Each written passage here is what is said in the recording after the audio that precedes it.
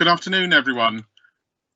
Thank you so much for your patience today. We've been having a number of different technical issues, which has meant that we've been delayed to our meeting. So thank you very much for your patience. My name is Mark Santos. I'm a councillor here in Redbridge and the lead member for adults and health in the council. And I wanted to welcome you all to this session today, which is around the issue of grief, loss and bereavement and due to coronavirus. Looking after our mental health and well-being is as important as that of our physical well-being.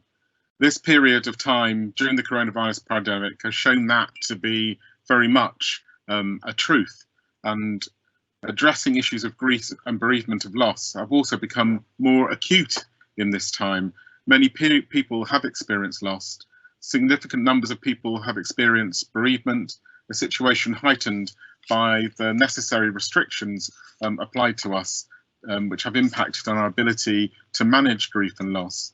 And often bereavement and grief are things that we don't talk about or seek to work through or address.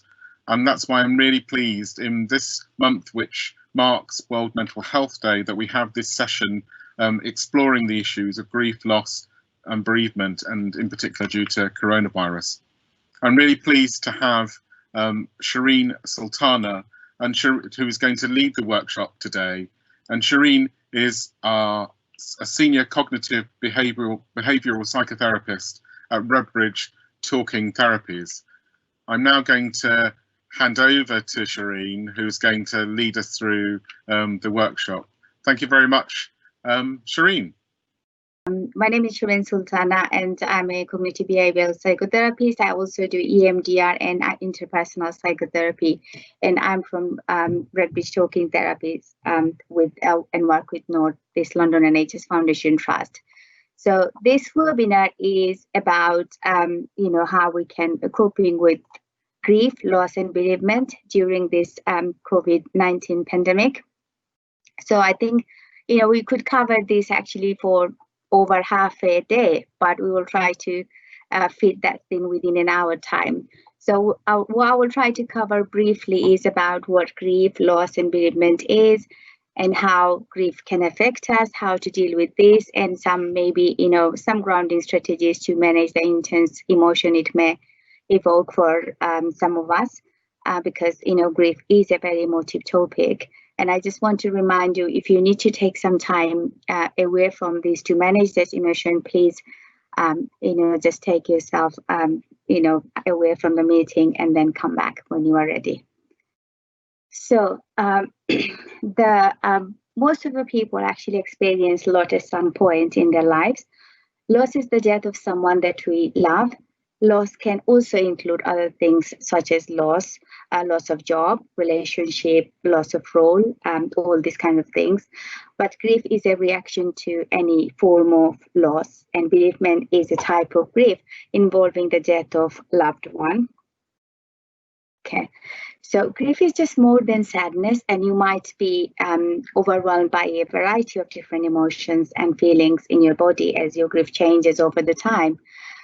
Grief is different for everyone. Everyone deals with it in their own unique way. Often depends on a person's background, beliefs, and relationships to actually what they have lost. Grief can affect our thoughts and feelings. So if I think about this, there's a common actually grief emotions reactions is like shock, disbelief, and numbness. So if you are thinking about this, it may take some time for you to think about this, what just happened, because, during COVID situation, actually, you might not even be able to say goodbye to your the person you have lost. So you might even think about, what happened to you. It's going to take some time to actually come to terms with that they have gone. Some people actually would have that reaction of numbness because they can't believe they are gone. So that can cause feelings of disorientated, the feeling of disorientation, and maybe feeling is you don't belong to the world anymore. That sort of sense can come. Pain and sadness is also a common one. So it may be feeling, a pain and sadness. It can be very overwhelming, and for some people, it is so intensive that can be frightening. And anger, despair and regret. Anger is a really common reaction to the loss and grief. It's actually, you might, given the situation you are in, you might feel angry to the person that they have lost. You might feel angry that why that has happened to you. You might feel angry that, this person who is gone, then why they haven't taken care of themselves more, or why you couldn't take care of them. Or you might even feel angry towards the hospital staff, or that they haven't looked after your loved ones. Or you might even feel actually angry towards the government, why they haven't taken the strong controlling measure to protect people. This could be a normal process, and it's a really common emotion. And some people feel actually depressed, hopeless, and helpless as well, because it can be feeling that that it can feel like life lacks meaning without the person you have lost, and that can lead you to feel that sadness and depression can be long lasting. So if you feel that way, you really need to go and seek help from your GP or other professionals. Guilt is a common emotion as well. So if it's like, you might feel guilty that why you couldn't actually be there for them, or what you have said to them, what you could have done to the person you have lost. And also maybe, why is them, why it's not you? So you might say, why is me, why they have gone? So that is kind of a bit survivor's guilt there as well. It can come with a lot of anxiety, fear, and sometimes even relief, because you might think actually, anxiety and fear comes with it, how we're going to cope with and adjust to the new life without them. And maybe relief could be that, at least sometimes they're not suffering anymore if someone is suffering through illness for a long time. And a strong sense of a longing or missing, that could be one, particularly when unexpected or sudden death, like the situation we are in now, can actually leave us feeling a desperate sense of longing to see or be with the person again. You might find that you can stop thinking about the death of the events leading up to it. It's also common to think that you are hearing or seeing the person who has died.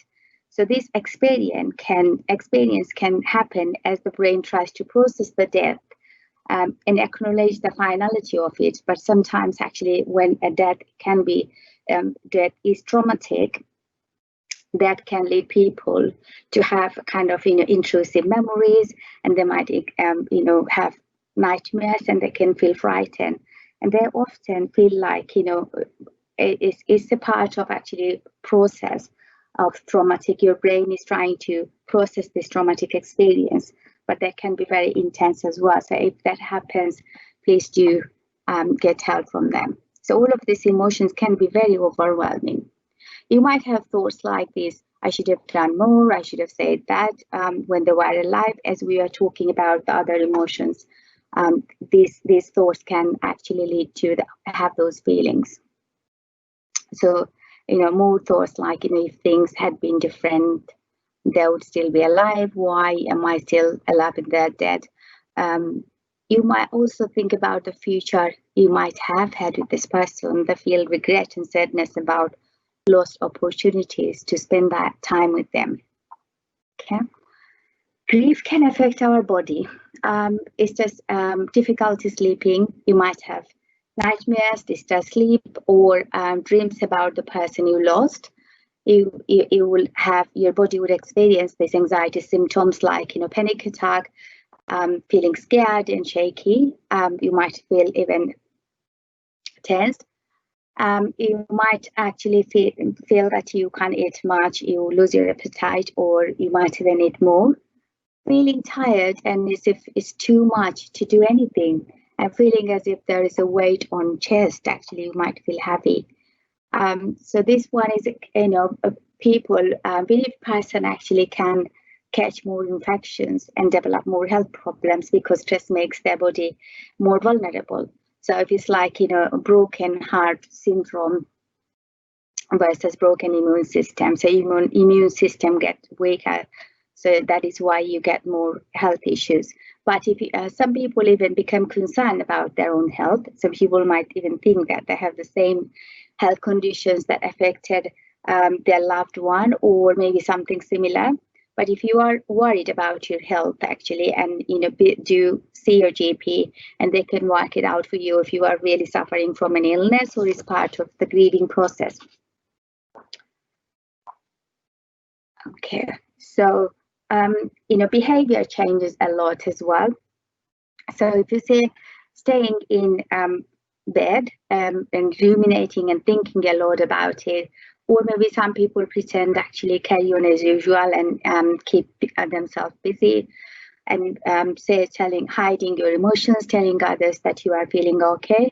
You might become withdrawn, not wanting to go out or see or talk to people, or maybe stop doing things or activities that you used to do or enjoy, or maybe behaving you know, recklessly and taking risks such as, you know, drinking excessively, smoking, or maybe taking drugs, and maybe avoid thinking. You might also avoid thinking about your loved ones, or maybe the memories attached to that, or places that you used to visit together. And this is also actually important part that, you know, grief can affect relationships with other people. It can affect, can have a big effect on how you interact with and feel about other people in your life. So you might become more irritable and grumpy, and find yourself being rude or offhand with people, or maybe snapping at loved ones. And then actually you might struggle when people say insensitive things like, you know, they had a good life, or you know, at least they're not suffering anymore. So you feel like, you know, you are grieving, feelings can be vary, and it can be easier for people to accidentally hurt your feelings. So that you might feel so angry with other people and have actually trouble keeping in mind that most of the people are actually trying to help you and trying to make you feel better, even though they say the wrong thing.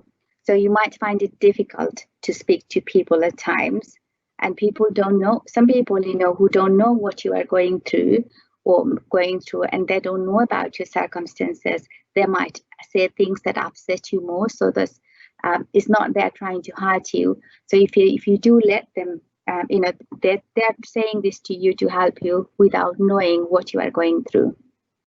So this can affect your relationship with others.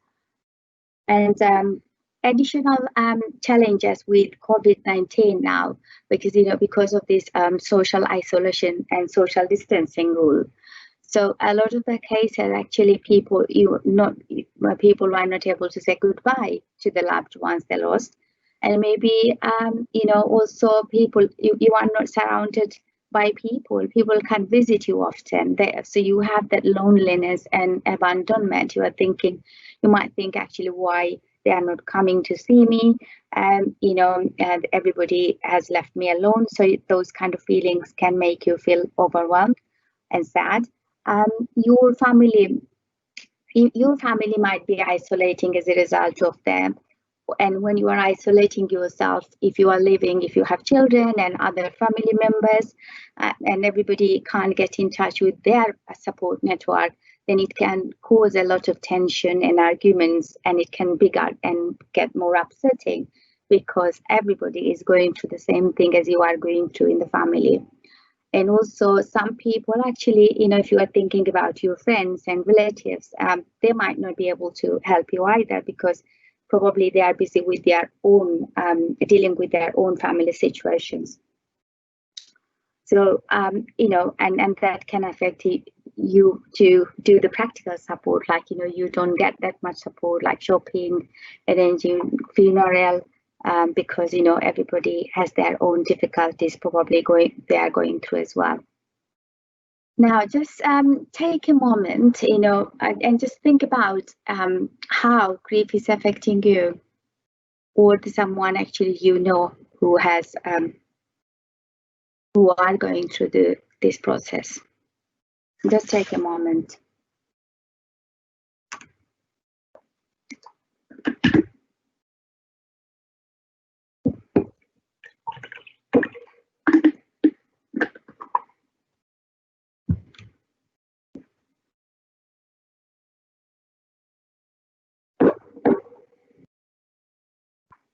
What happened?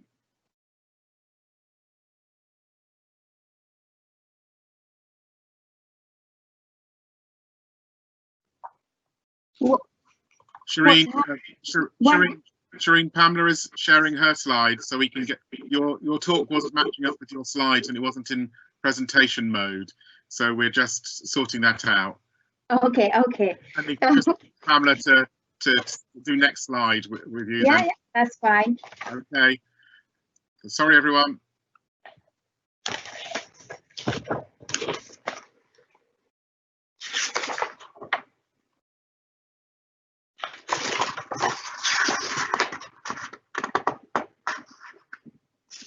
Yeah. After. Yeah, after that.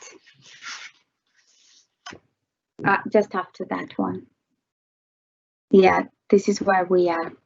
Okay, so could you go to the next one, please? Yeah. Would I be able to go to the next slide, or Pamela has to do that? Pamela, you just say next slide. Yeah, okay, thank you. So the wave-like pattern of grief is thinking about this. Grief often comes like feels like it comes in waves. So at the beginning you will see this it's a wave, it comes more frequently and intensity is very high. As the time goes by, it becomes actually less frequent, and the wave of the grief is not so intense anymore. So it's like the way of this pattern. Over the time, it gets easier. Okay, so most people. So this is that's okay. I was saying most people believe the grief needs to be expressed even though it hurts. If you are thinking it's like a wound, if you say. If you are thinking about the wound analogy, it's helpful to understand actually why it's so important to express your grief in some ways. So imagine you have a very actually huge infected wound on your leg, okay? That's causing you severe pain. And then it's deep and raw. Before it can begin to heal over, you just need to actually get rid of your infection, which means that taking time to actually taking some antibiotics, or maybe dressing up every day, dressing to just clean that infection. So when the infection is gone, then you will only be able to overcome. It will start to heal, but the scar is going to remain same. But over the time, it will actually remind you that how you got the scar, but you are not going to feel that intense emotion as you were feeling before. Okay, next slide, please. Thank you. So there is no right way or right amount of time to grieve for. Some people's grief seems to last for longer than others, and doesn't seem to get better time as we would expect. Maybe usually would say about 6 months. If someone doesn't get better, you would expect someone getting better within 6 months. But if for some people it might stay longer. But the main difference from the normal grief and the strong grief reactions is that the intensity of these emotions and feelings actually stays is much longer than it would be expected, and intensity would be very stronger and powerful, and that would affect the person's life. Next slide, please. Okay, so how we can deal with grief.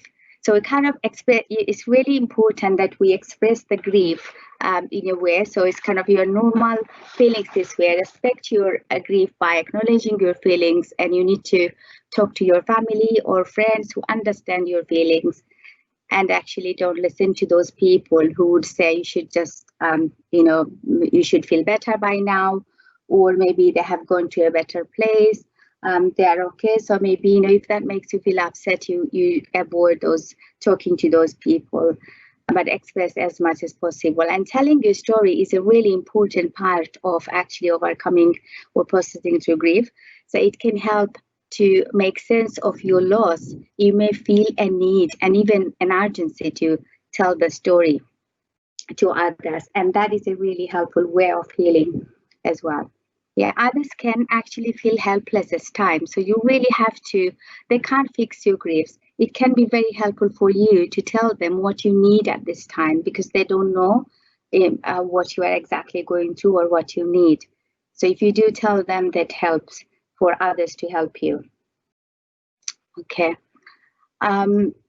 So there's another way actually you can do express your feelings, express your grief. So it's kind of writing a journal. So you can write a journal about your thoughts and feelings about the loved ones. Perhaps from that. So for example, how actually they died, how your life has changed and continued to be different, or what you have lost as a result of that, and maybe different memories you shared together, things you didn't get a chance to say. So all of these things would be very, very useful for you to actually do. Write it down. So that would be a good way of expressing your grief. Okay, next slide, please. So just an example here of suggestions for how can you write journal, do your journal entries. So for example, you can say it's been like 50 days since you died. I wish I could tell you how much I love you. If you were here, I would actually do these things with you, or I would ask for your advice on something. So before you died, I wish I had been able to tell you how important you were in my life, or I want to ask your advice on something that I need help with my daughter or son, and he's going through some difficulties. And then maybe it's our birthday today, and I wanted to tell you that I'm missing you. Yeah, and I'm trying to move on. I'm trying as best as I can. And then maybe my life is different now. I know you would tell me to move on. And I'm trying to do things to lessen grief. Grief has hold on to me, and I'm trying to do as best as I can. Next slide, please. So this is really an important thing, because a lot of the time, actually, people often avoid their emotions. They think about, it's like, moving, keeping busy, and they don't want, but they have so many things to deal with, maybe work, maybe family, children, all the practicalities. They find it difficult. If I let go of my emotions, then I would not be able to control them. And if I'm focusing too much on grief, actually, I won't be able to manage other things. So people pretend to be busy and move on. So scheduling a grief time will also give you a greater sense of control. It's just like the wound analogy I was giving before. It's because you really, if you don't address the wound now, it should actually, come back later. So it's really important that you allow yourself to grieve. Yeah, if you are not actually letting your emotion express your emotion, or you are not dealing with your grief now, that might cause an infection and come back later. So it would be really helpful if you plan a specific time of the day to sit down and give yourself time to think about the death of your loved one. It allows you to express your grief in a contained way, rather than it's coming in a wrong way at wrong time. So if you actually allocate about 20 to 30 minutes each day or every other day, just thinking about your loved one, that would be a good step to process these emotions around that. And how can you structure your grief time? So it's just kind of sitting quietly maybe close your eyes and think about your loved one and reflect your life together. You can play music that reminds you or your loved one, and talk to him or her about the day as though they were sitting next to you. Write about the events surrounding your death, what happened, how did you feel. Write a letter to them. Maybe say, if you couldn't say goodbye properly to them, just say goodbye in that letter in details. List the things that you miss about them, and actually find a creating outlet such as poetry, painting, or gardening, or music, and just to and that helps as well. And maybe you can use that time to make a memory or photo book that tells their story, and maybe you can think about what was meaningful and what was important for them that you can actually do now as well. Next slide, please. Okay. So as we have noticed that some of the behaviors, a lot of grief can affect our behaviors, and we do tend to actually develop a lot of avoidance behavior. So it is how you can control. It's important that you control those behaviors. Otherwise, actually, they maintain your emotions, and they maintain. They can actually lead to feel even more depressed or sad, or even make you feel more anxious. So the part of this process is maybe making a list of all the places, situations, and people and activities that you have been avoiding.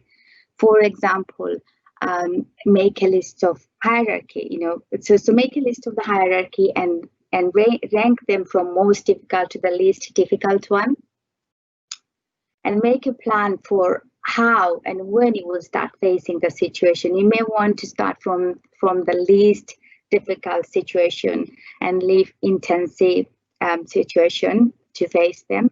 And then pace yourself. Just kind of do when you feel confident one task or one situations, then go to the next avoidance behavior or places or situation. Then it can be very, very difficult to start facing reminders of them again. So just be gentle with yourself and take your time. And if you can't go, don't give up, try again, take time and address, acknowledge your feelings and start again. Next, please. So here is just an example of actually how you can take control, because when you are thinking and planning it in your head, often actually you forget things. You don't feel actually committed to do anything.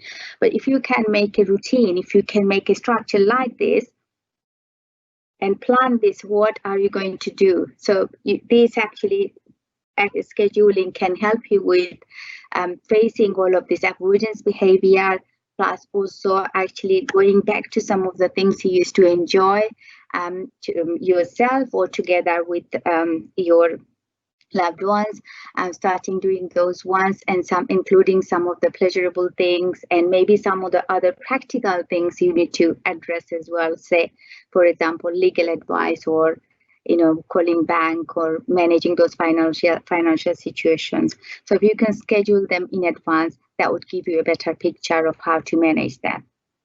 Okay, thank you. So if you can just take a moment, and if you say this exercise, writing with your other hand. So try to write your name and address with your non-dominant hand. So if my right dominant hand is right hand, but I will try to write with my left hand. Okay, write as neatly as you can, please.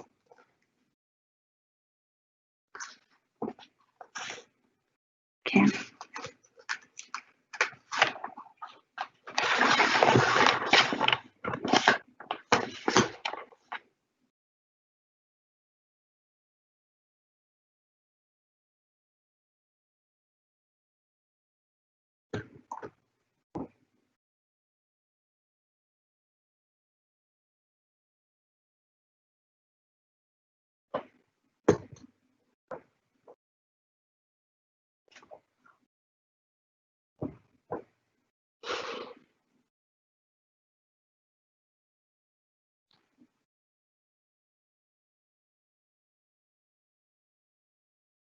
Okay, next slide, please. So just take a moment to reflect on the process. Yeah.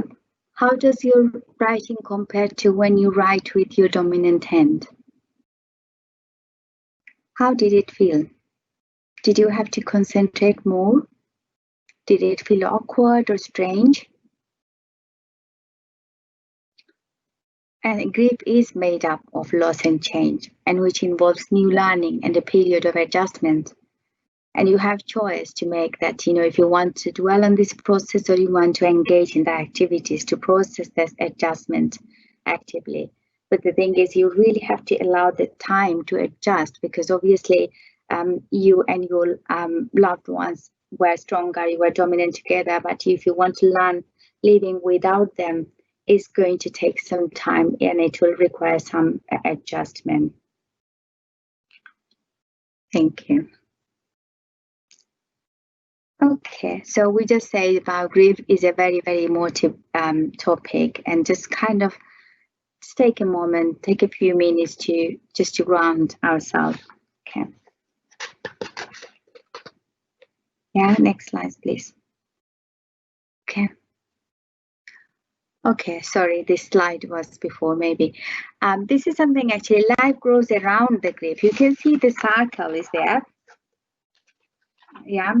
It's just the circle of the life is your life. Is shade is to represent your griefs. This is the grief, and many people think over the time actually that life, this goes away, grief goes away, grief goes smaller, but it's not. As you were saying, actually eventually what happens is that grief is there. Your life grows around that grief.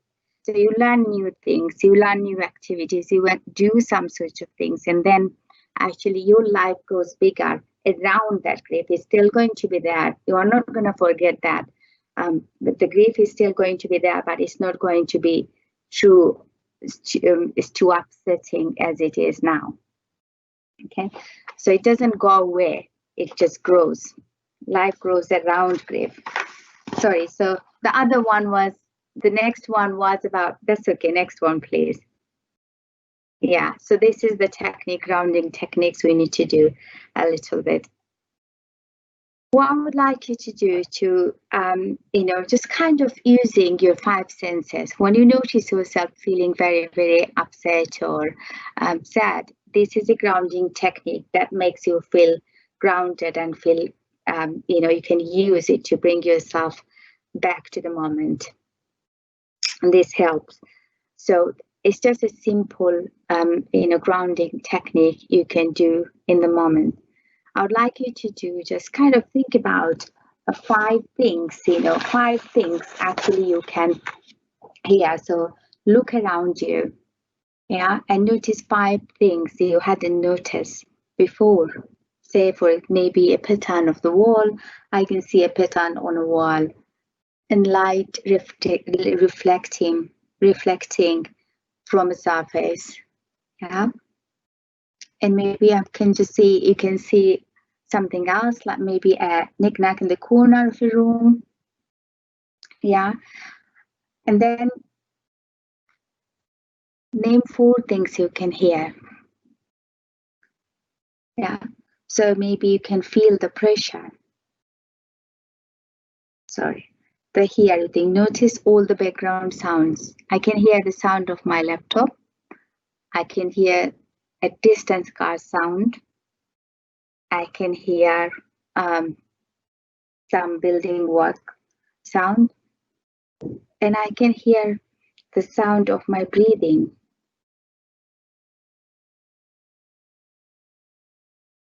Okay. Name 3 things you can touch within your immediate reach. Okay. So I can touch the feeling. So it's kind of, I can feel the pressure of my feet on the floor. Yeah. I can feel the touch of my top on my hands and on my shoulder. And I can feel the texture of my clothes on my hand. Okay. So just 3 things. Name 2 things you can smell. So maybe, you can smell flowers, coffee, anything you have in front of you. At the moment, I can actually smell the perfume, and I can also smell the coffee in front of me. And name 1 thing you can taste.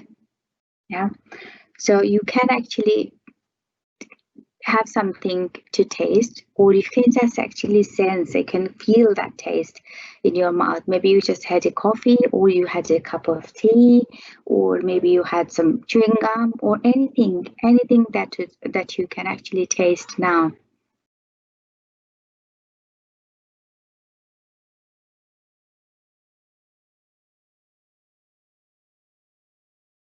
Okay.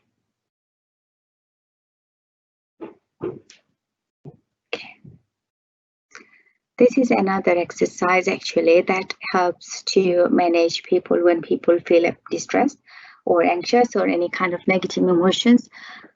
So this is actually that is called butterfly hug. So I would like you to take a deep breath. Just take a deep breath and just bring awareness to yourself. Pay attention. Notice any emotions that are coming up for you and any physical sensations you are noticing. Any judgments of self.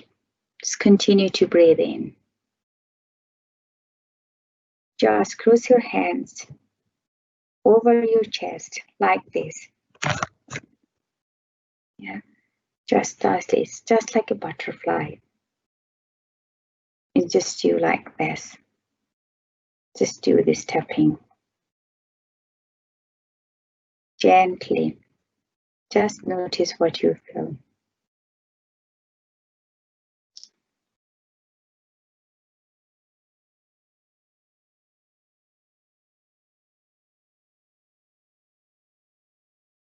If you want to close your eyes, you can. If you want to keep your eyes open, you can do that.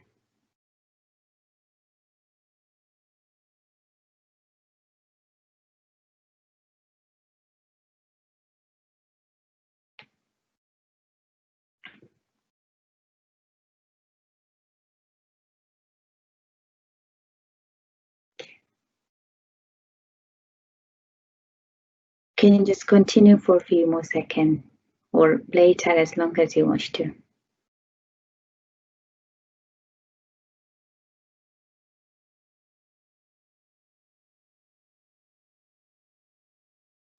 Okay. Next one, please. Okay. Just some of the key points, try to accept that grief can trigger many different unexpected emotions.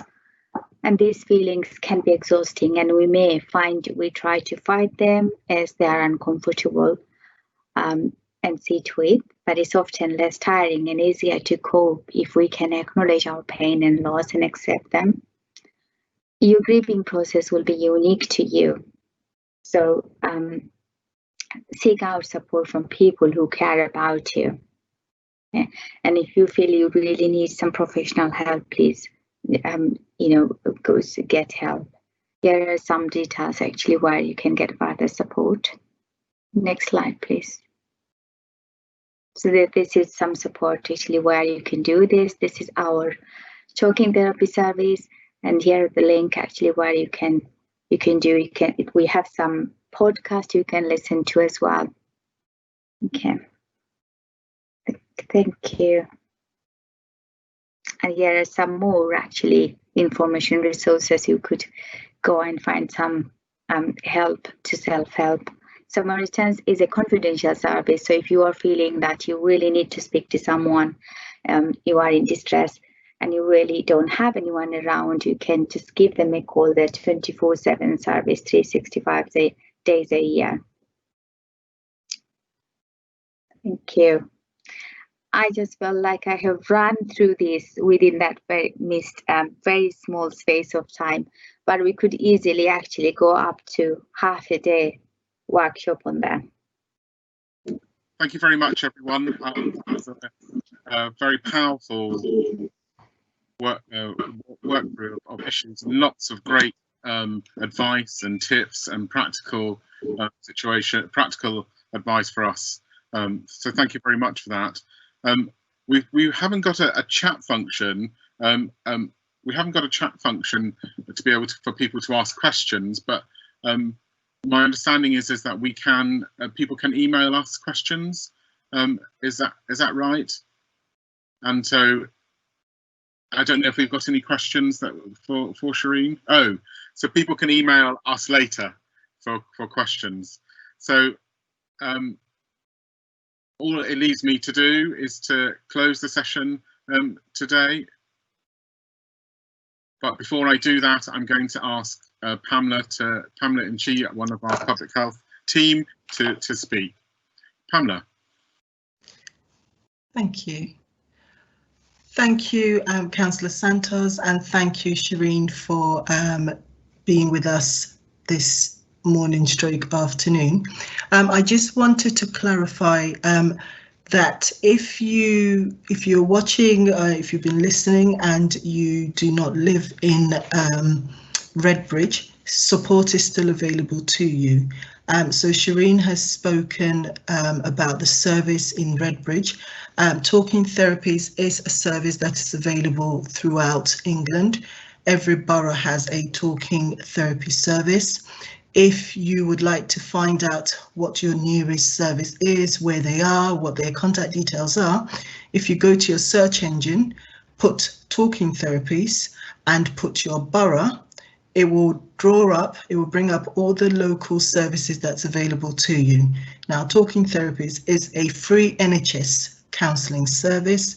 It's available to support you through all sorts of mental health and wellbeing issues, from depression to bereavement, grief, loss, anxieties. And we know that during this period of time, even the way we grieve has been a little bit changed because of all the various public health measures that is necessary to keep us and others safe. So we know that for some people, they have struggled even during their bereavement process to grieve because they haven't either been able to follow their usual religious or cultural practices, or they've not been able to be with a wider group of people who will, who naturally they would go to for help. And we know that that also would have quite an impact on how they're feeling and how they process this grief. So, if you are struggling with grief, and it might not necessarily be something that's happened very recently, it might be that listening to this conversation has kind of opened some unresolved issues. Do reach out for support. There is support available. And also just to say that outside of the professional help, there are other websites, there are other links that you can get support from. There's Good Thinking. What we will do after this webinar is send a list of support services that you can access on your own. Some are counselling services and some will be websites for you to get a lot more information. But I suppose the important message, like Sultana says, is everybody's grief and everybody's process is very, very different. And so for some, it would take some time. For others, you're able to get back to your usual activities of daily living quite quickly. But whatever the case, help is available. If it's affecting the way you live your life, if it's affecting the way you feel and relate to other people, do consider getting some support.